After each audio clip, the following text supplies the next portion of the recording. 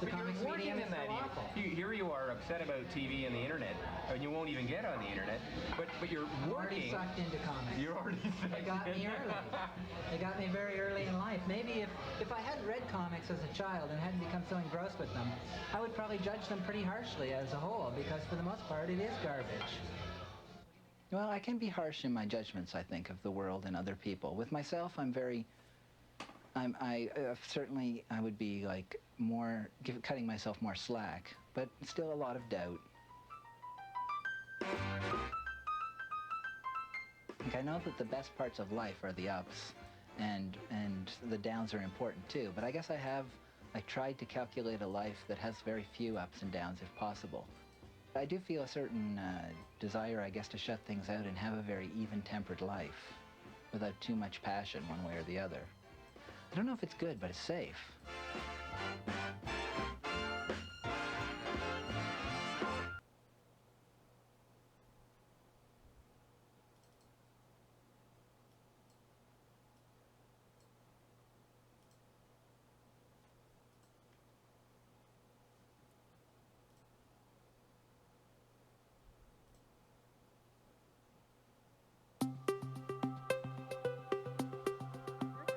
Hello, hi, I'm Tina Srabotniak. I'm the acting head of programming here at the Appel Salon.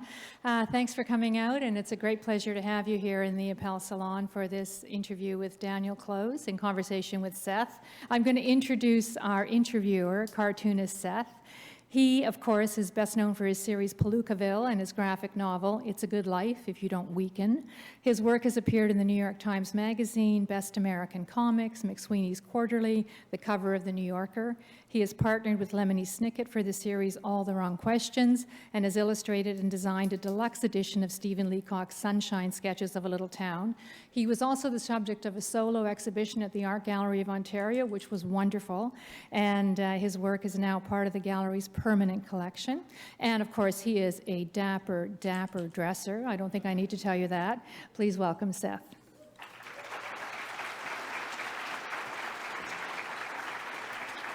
Hello.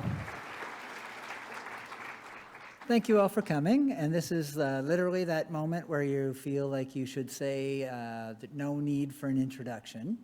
But tonight I will be talking to Daniel Clowes, and Dan is one of the premier cartoonists of my generation, probably in the top 2 or 3, not counting myself, and you know, the author of Ghost World, which many of you have seen probably as a movie, and books like Mr. Wonderful and The Death Ray, and probably the smartest cartoonist, I think, of our generation, certainly 1 or 2 in the top, and someone I have a deep respect for, who has produced a deep and moving body of work.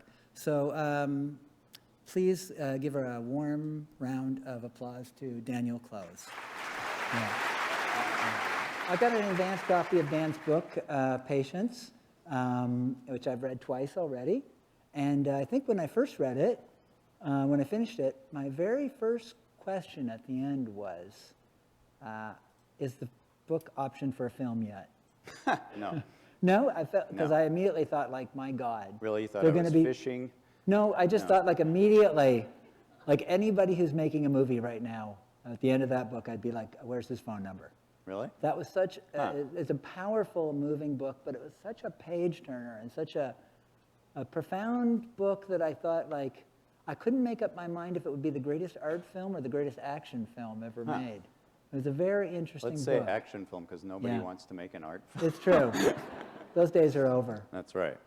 But I guess the other question that brought to mind to me, that brought to mind was, it brought up the idea of genre.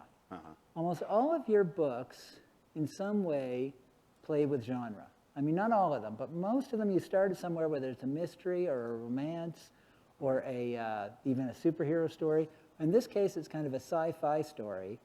And I wanted to ask you, is genre important to you in any way, or is it just something to play around with?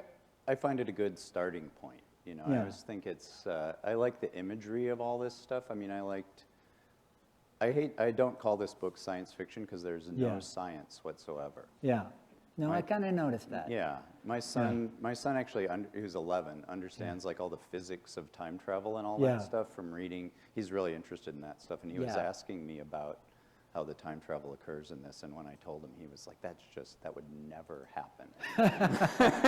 And so I shifted. Originally, I was going to say, it's a science fiction story, and now I'm like, it's a fiction, or it's almost like science fiction, or the term sci-fi is one that I know science fiction authors hate. You know, that's really dismissive. For some reason, to say SF is okay, but sci-fi is beyond the pale. Yeah. So I think of this like I'm doing a sci-fi book, you know, because it's got sort of the trappings of that genre. I like the fact that you kept that, like, that you didn't get into any details. Like, I don't want to spoil anything for anyone in this book, because If you're looking for, you know, how do I invent a time machine, you know? No, I just like that you even had devices in it that just filled in the gaps of the narrative. This is like, if he needs to do something, this handles it without explaining That's anything. how I feel about all technology. Yeah. I don't know how it works. Yeah. But that made me wonder, like, could it have just been a magic story? Could you have just made it like magic? Somehow this having this sort of the apparatus of science on top of it all gives it more authority than. Yeah. Somehow I know, like as a kid, I liked the most implausible science fiction movie I could get behind, but anything that had like the supernatural or like a guy who had ESP, I was like, this is hogwash, you know? It's like, No, I understand that too. I felt that way as a kid too. But I thought about that, and I thought, you've worked with a lot of genres, but like, are there some genres that are just too repulsive to like approach? Like, would you do something with like elves? Yeah, elves would be a tough call. That would be tough. I feel like there's a lot of like younger cartoonists who are like elves more are hot. into that kind of ironically into Dungeons and Dragons and stuff like that, and that like they could do that with the joy that you would need to do to handle elves. But to me, it's I remember as a kid, like everybody who was into comics read Lord of the Rings and Tolkien, and I felt like, okay, I've got to read this stuff. And I remember thinking like, this is way above my head, you know, this is like for adults. And finally one day I started to read it, and then just like, God, I hate this. This is awful. and I never, my son's read all of them, you know, he's like, no, it's great, you know, but I could never get No, I wish I'd been smart enough to hate it, but I actually did like it when I was about 19 years old. I think I even had a drawing in my sketchbook of a troll or something at one point. But yeah, it's funny though. I do think like it's complicated how like different genres, like there's some of them you just immediately like give them a bit more credence. And to me, like, fantasy is like, it's out the door, impossible. Yeah, but I would, science fiction, I'm willing to cut it some slack somehow. Yeah, I've always wanted to do like a horror comic, like what my version of that would be. Yeah. No, It'd be like a horror of being in an airport or something, you know, it wouldn't be that. No, I have a strong feeling towards, I like ghost stories. That's one of my big things, and I'm cutting it a tremendous amount of slack, but I would be very difficult to do a story with like elves or unicorns in it for sure. And it might be that we I don't grew have up, the bearings for it, you know. We grew up at a funny time. We like did. it was before that you would cut that any slack at all. That would have been something to distance yourself from 100%. Very much so, yeah. Yeah. Didn't get a lot of girls in high school with your love of elves back then. Yeah. Yeah, it's funny. When I was looking at before I read the book, the first thing I thought was, okay, Dan's going to do a book about time travel in some way. And I thought for sure, the kind of time travel story that Dan and I would do would be very different. I had a good feeling about that. Yeah. Yes. And when I read You're the in book, a way doing a time travel story with everything you do. Yes, very much You're so. living in it. And I wasn't surprised when I read it that it was very true that we had, the one thing I thought you made a very strong point was to avoid any sentimentality or any nostalgia or any sense of going home. Did you make it a point, like when you were working on that you didn't want to fall into that trap? Well, actually, you know, you and I have shared a certain, you know, aesthetic value for things of the past, but I have to say I've become much less nostalgic as I get older. Yeah. And it's, I mean, part of it's having a son and sort of seeing the world through that filter, but it wasn't part of what I was feeling as I was working on it. I felt that. Sort of the impetus for the for the story was in the last 5 or 6 years, I've had a retrospective of all my work, a monograph about all my work, and collected all my early comics. 3 projects that I wanted nothing to do with and thought, I'll give me the check and, it's fine. And then wound up devoting endless hours of my life to like processing all my early material, looking at stuff done by this alien being who was 28 years old, sitting in Chicago with his clenched fist trying to draw like Johnny Craig, I felt like there was this profound kind of connection between this old guy, and this crazy kid, and just sort of the flow chart of our lives that had taken place, that the weird little decisions on a Thursday afternoon that led to me sitting here, it was much more fragile than I ever would have thought, and that was what really informed the book, I think. Yeah, it was interesting. I mean, I don't want to get into details because I don't want to like ruin the story for anyone, but it seemed very pointed to me that you dealt deliberately with the idea of your own past in that book and made it a point not to, like just exactly like you're talking about, not go there into that spot of like, where almost everyone goes about the thought of like returning to their own earlier persona.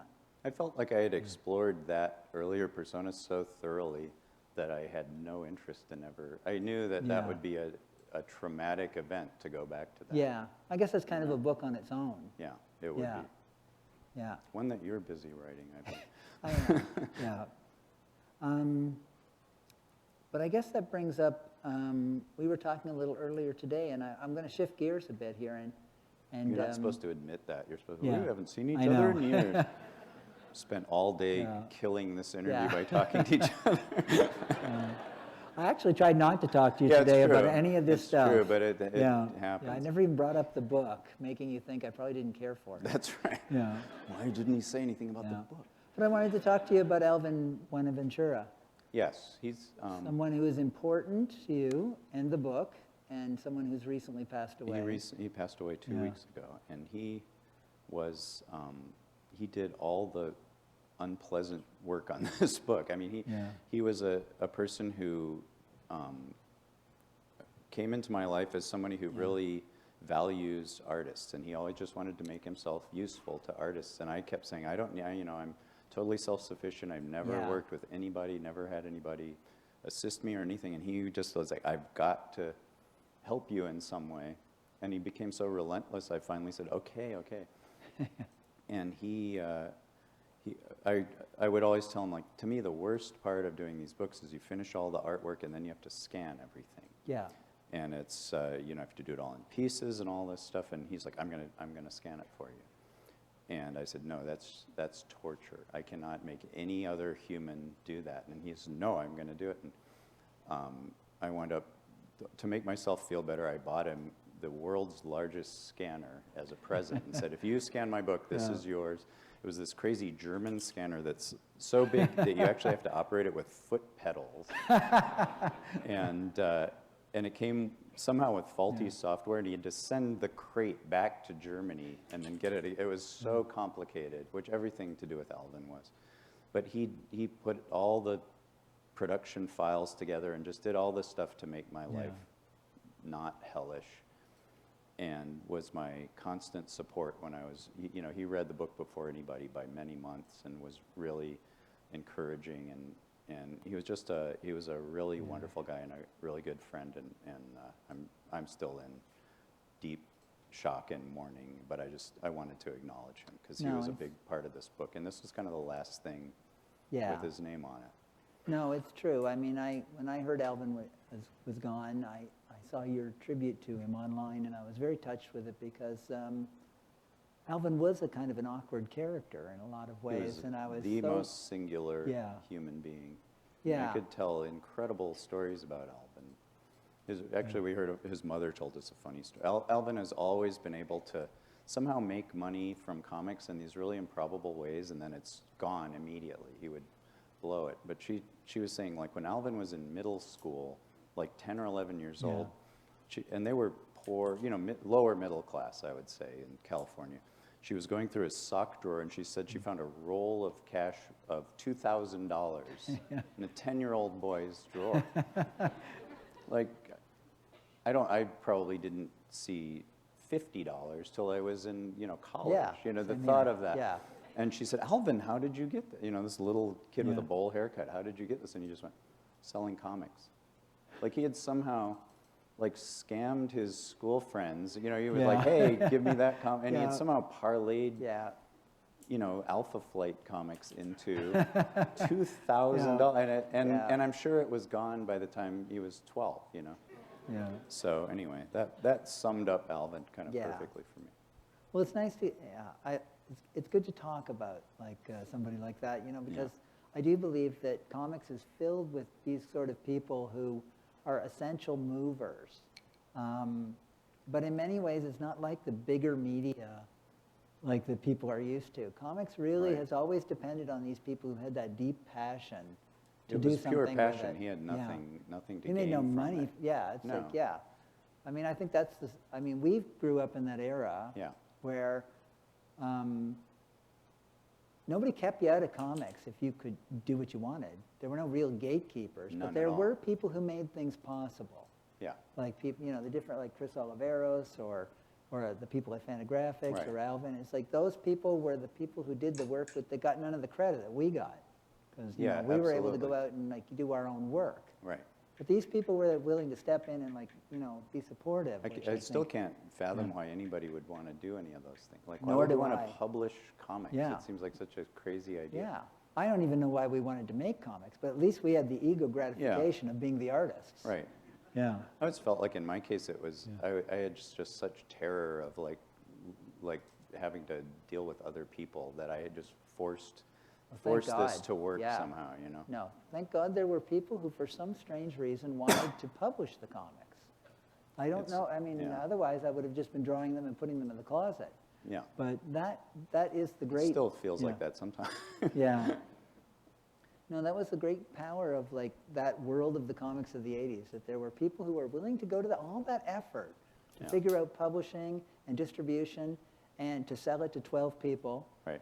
And that we got to benefit from that. Right. Yeah. I remember thinking when we first began, I remember thinking I knew every reader by name at least. Or like I knew, it's that guy with a ponytail. It's like you knew. You got the letters from the 90% people. of them, The letters, you'd be like, this is that guy who writes to Dan Clowes all the time. But it felt like a weird, like a very tiny, insular world. Very much so. Yeah.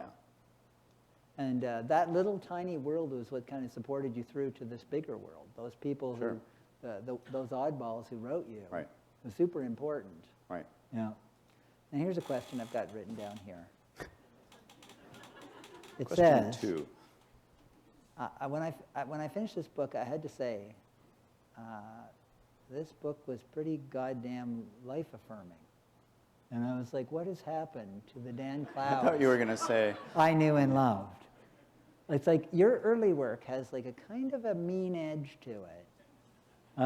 It's an edgy, yeah. And that has changed over the years. Which leads, the other part is, could you have written, I know you wrote you were planning a little small version of this book that never happened, a few pages, way back when. Yeah. Could you have written this book before you had a kid?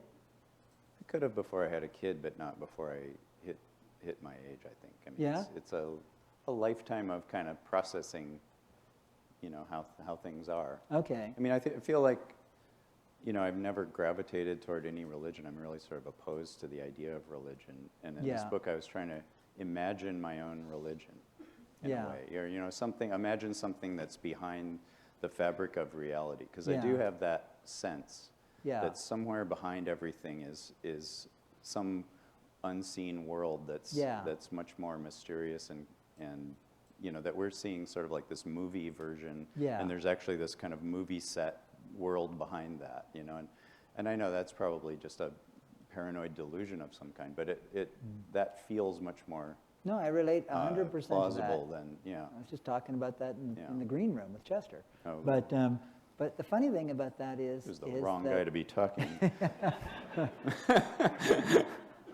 But that's exactly what I feel from your work. I feel like there's a sense of fate or a mysterious hand in your books, that you have a bigger picture you're talking about. That really comes through in the work. That's good to hear. I mean, that's certainly, I'm trying, you know, I'm trying to create something that's bigger than just a story, you know, that sort of has a primal quality to it. You know, there's certain movies I feel like the Alfred Hitchcock movie, The Birds, is sort of about nature, but I also feel like it is a force of nature unto itself. Yeah, and that's there's a something potent about film. that movie that you feel in a way that you would feel a thunderstorm or something. Yeah. And that's, you know, that's I agree. something I aspire to, whether it's possible to do that in comics, I don't know. I'm always kind of weirdly unmoved by comics, which is odd for somebody who devotes their life to it. It's very hard. I don't think I've ever cried at a comic. I think I might have cried at a Yeah. comic, but not a lot. I do think that strangely, a movie, of course, is the easier answer. Right. I've cried at many Yeah. TV commercials. Yeah. Oh, the dog, you Yeah. know, the dog's Yeah. being rescued. And they, Yeah. yeah. But have you cried in a prose story? I think so, yeah. I think I have. Yeah. Oh, I know I have, for Yeah. sure. Yeah, I do think comics, it's a little harder, but I don't think it's impossible. No, think I I've don't had either. one I or just, two. I Yeah. just find, even Yeah. stuff I find really funny, I rarely laugh out loud. Mm-hmm. It's a much more internalized emotion, I think. Is it because we've internalized it too much, Maybe. being cartoonists? Maybe. Yeah. And maybe the whole experience is in our head so intensely that we don't have a, you know, when you watch a movie, you feel almost like you're watching the surface of it, and you're just sort of outside yourself. But it's much more intense reading a comic. Well, it's a very, well, I mean, it's such a powerful medium, film, because you've got, you know, you're watching it on a big So screen. many You've got manipulations. music. Yeah. It's very, very different. I've always thought comics were really powerful because of the fact that they are one of the only mediums that you can't share with anyone.